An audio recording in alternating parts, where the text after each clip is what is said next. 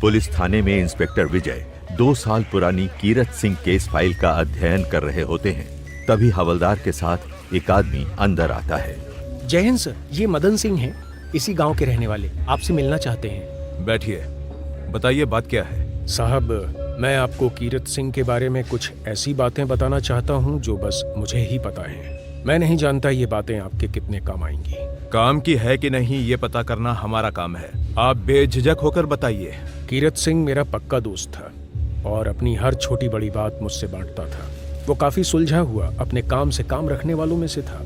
पर उसकी बीवी जमुना, वो और ही मिजाज की औरत है। कीरत सिंह की इतनी अच्छी जमीन थी गांव में, पर उसकी घरवाली को तो शहर की जिंदगी की चाह थी। जब भी मौका मिलता वो कीरत को जमीन बेचकर शहर में बसने की बात करती। मैंने तुमसे कितनी बार बोला मुझे शहर नहीं जाना।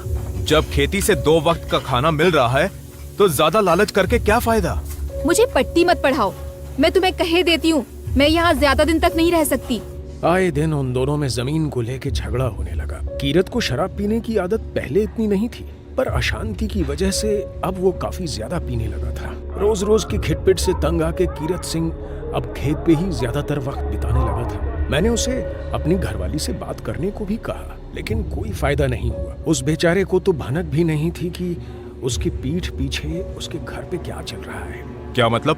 कुछ दिनों से जमुना के हाव भाव में फर्क नजर आ रहा था। कीरत से झगड़ना तो दूर, वो उसकी तरफ मुड़ के भी नहीं देखती थी। एक दिन कीरत ने सच्चाई का पता लगाने की ठानी और अपनी घरवाली को उस चंदन के साथ रंगे हाथों पकड़ लिया। पहले तो उसने चंदन को खूब मारा और फिर जमुना की भी जमकर खबर ली।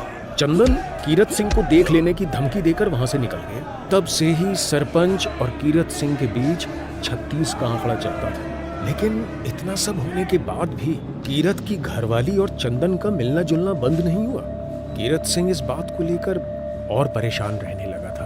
तभी से उसने और ज्यादा पीना शुरू कर दिया था। ये चंदन आखिर कीरत की घरवाली के संपर्क में आया कैसे?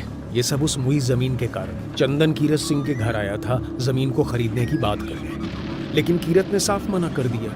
पर उसकी घरवाली ऐसा मौका कहाँ जाने देती। उसने कई बार कीरत को चंदन की बात मान लेने को बोला, पर कीरत अपनी पुरखों की जमीन किसी कीमत पर बेचने को तैयार नहीं हुआ।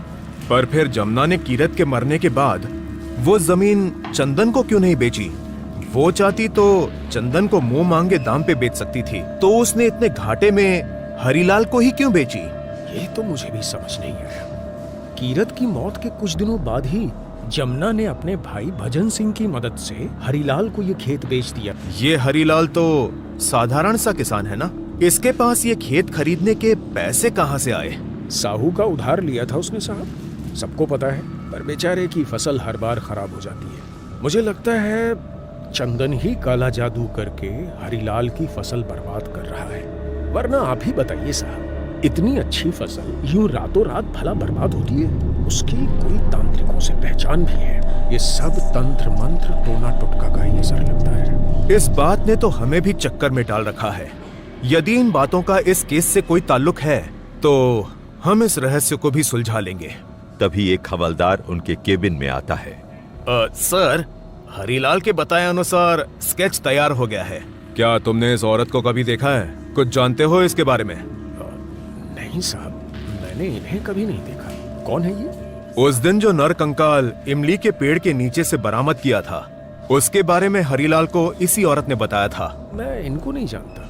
वैसे मेरी आपसे एक गुजारिश थी, जो मैंने आपसे बोला है वो सब आप किसी को मत बताइएगा, वरना वो चंदन मुझसे भी दुश्मनी पाल लेगा। मुझे लगता है कीरत किसी दुर्घटना में नहीं मरा, उसकी मौत के पीछे भी चंदन का हाथ है। फिक्र मत करो मदन सिंह, अगर इसमें कोई साजिश है तो हम उसके तह तक जाके सच को पता लगाएंगे। तुम निडर होकर जा सकते हो। इस पे भी नजर रखना, जब तक ये केस सुलझ नहीं जाता हर एक व्यक्ति हमारे शक के घेरे में है। कुछ देर बाद इंस्पेक्टर रिकॉर्ड रूम में कीरत दुर्घटना केस की फाइल पढ़ते हैं। तभी उन्हें ऐसा लगता है कि कोई खिड़की के बाहर उनको छिप कर देख रहा है। वो उठकर खिड़की के पास आते हैं, पर कोई दिखाई नहीं देता। कौन है वहाँ? तभी अलमारी के ऊपर से एक फाइल नीचे गिरती है। इंस्पेक्टर विजय फाइल का नाम पढ़ के एक क्षण के लिए रुक से जाते हैं। त्यागी? अरे ये तो वही है जिसका नाम ज्योति ने हरिलाल को बताया था। जिसे वो 3 लोग मार रहे थे। कहीं वो कंकाल। क्या विनोद की फाइल इस केस में कोई नया मोड़ लेके आने वाली थी? क्या इंस्पेक्टर विजय ज्योति तक पहुंच पाएंगे? कहानी जारी रहेगी।